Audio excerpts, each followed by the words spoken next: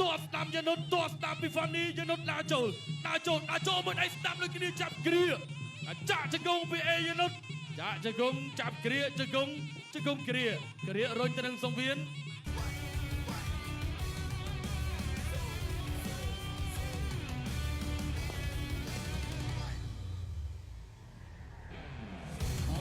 អរគុណទស្សនាជាមួយនឹងការប្រកួតជាបន្តតោះស្ដាំមួយដៃស្ដាំរបស់អេយនុតចាក់ជង្គង់ពីយនុតចាក់ជង្គង់ពីអេយនុតចាប់គ្រាកាច់រុញទៅនឹងសង្វៀនអញ្ញាកដាលក៏ទីញញឹមមួយបាទតោះស្ដាំរបស់អេយនុតដើរចូលមួយដៃស្ដាំរបស់អេយនុតបាទសងកដាប់ដៃសងទៅសងមកចាប់គ្រាជង្គង់ចាប់គ្រាកាច់រុញអឹបទៅនឹងសង្វៀនអញ្ញាកដាលក៏ទាញបំបែតែអមន្តទីហ្វានីបាទយនុតជាយាមធ្នមមួយហ្វានីក៏មកដកខ្លាំងដែរទាត់កាត់ទៀតក៏មួយហ្វានីលុកពីជើងចាប់ជើងជាប់ទាត់ទៀតក៏អប់ចាប់កាច់ចាក់ជង្គង់ពីយនុតលុកឆ្វេងអត់អីមួយដៃស្ដាំពីហ្វានីអេយនុតដើរចូលមកវិញមួយដៃស្ដាំពីអេយនុតហ្វានីគិចផុតហក់មួយដៃស្ដាំពីអេយនុតអត់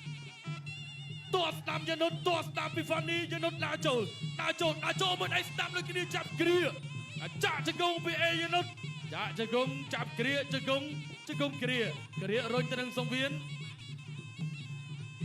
មួយដៃស្ដាំរបស់ហ្វានីតោះស្ដាំរបស់អេយនុតចាប់គ្រាជង្គង់អញ្ញាកដាលក៏ទាញបបែបាទចុងទឹកទី5ពេលវេលាមិននៅច្រើនសល់តែប្រហែលវិនាទីចុងក្រោយហ្វានីដើរចូលយនុតក៏អត់ថយដូចគ្នាមួយដៃស្ដាំរបស់ហ្វានី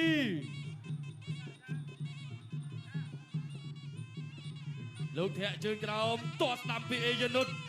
ចប់ទឹកទី5 Finish Final Round បាទអរគុណច្រើនចប់ទឹកទី5បាទសូមសម្លេងជូនកីឡាករនីទាំងពីរមួយទៀតបងប្អូនកីឡាករនីបង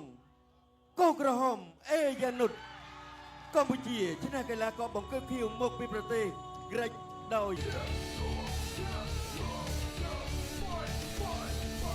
We Active ភេសជ្ជៈកីឡាដំបូងគេរបស់ប្រទេសកម្ពុជាបំពេញនិងរក្សាជាតិទឹកនិងសារធាតុរ៉ែបានល្អនិងឆាប់រហ័ស